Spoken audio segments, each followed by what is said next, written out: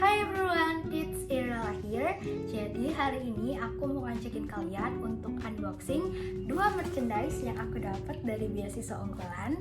Dan hari ini aku juga mau sharing tentang scholarship journey aku setelah aku menyelesaikan pertukaran pelajar di Amerika Serikat.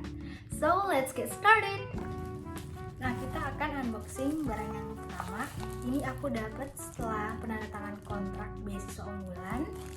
Dan kita dapat guys, tumbler. Nah, jadi rencanaku setelah pertukaran pelajar itu adalah melanjutkan pendidikan di luar negeri, dan aku juga sudah banyak sekali daftar program-program beasiswa lainnya. Aku akan taruh listnya di sini. Dan kalau misalnya kalian punya pertanyaan tentang program-program beasiswa yang sudah aku daftar sebelumnya, kalian boleh banget untuk tulis pertanyaannya di kolom komentar. Nah, di sini kita dapat tumbler yang tulisannya beasiswa unggulan Kemendikdasmen. Lucu banget guys, warna hitam. Kita coba buka ya. Dalamnya gini. Ini kayaknya bisa dibuka deh. Bisa nggak ya? Oh, ya bisa guys. Isinya gini. Ini lumayan banget buat wadah minum. Nah, untuk di beasiswa unggulan sendiri ada beberapa dokumen yang perlu kalian siapkan dari jauh-jauh hari. Salah satunya adalah tes UKBI. Jadi tes UKBI ini kayak TOEFL atau IELTS tapi dalam versi bahasa Indonesia, dan mereka ada skor minimalnya untuk jenjang-jenjang tertentu. Jadi kayak S1, S2, S3 tuh ada minimal skornya. Tapi kalian nggak perlu khawatir, sebenarnya tes UKBI itu tidak terlalu susah. Dan tips dari aku adalah kalian tesnya jangan mendadak, dan untuk ningkatin skor kalian bisa latihan dari YouTube dan familiar dengan soal-soal UKBI. Kemudian untuk selanjutnya di sini kita dapat notebook.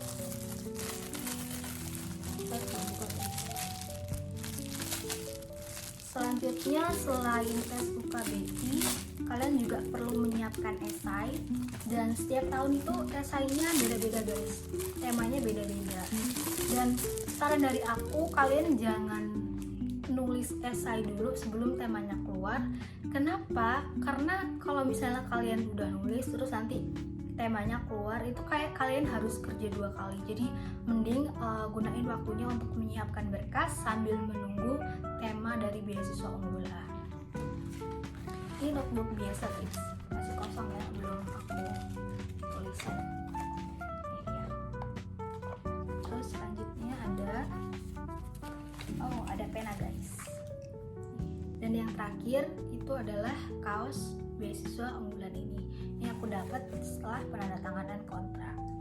Selanjutnya dari Welcoming Harmony Award di beasiswa unggulan tahun 2025 dari Malang Raya ya guys. Jadi ini acara forum beasiswa di Malang.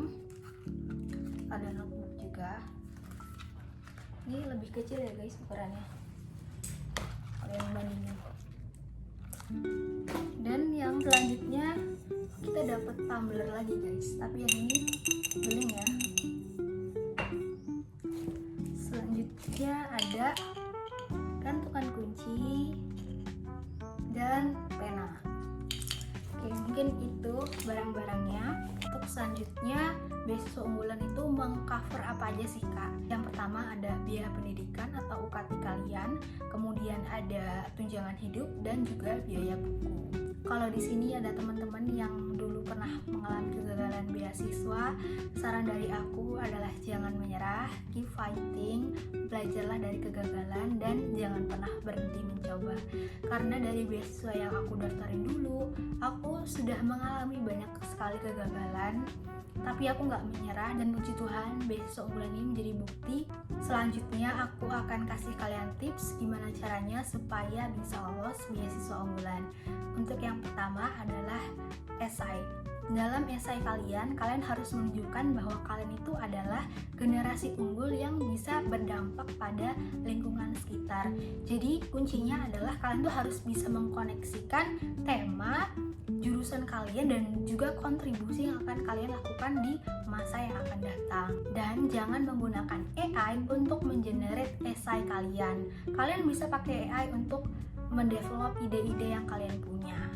Selanjutnya, tips tentang wawancara. Di wawancara ini kalian harus pede dan usahakan kalian sudah menyiapkan beberapa pertanyaan, sudah latihan tentang wawancara, dan kalian harus benar-benar paham sama esai yang kalian tulis. Untuk pertanyaannya, tiap interviewer itu beda-beda.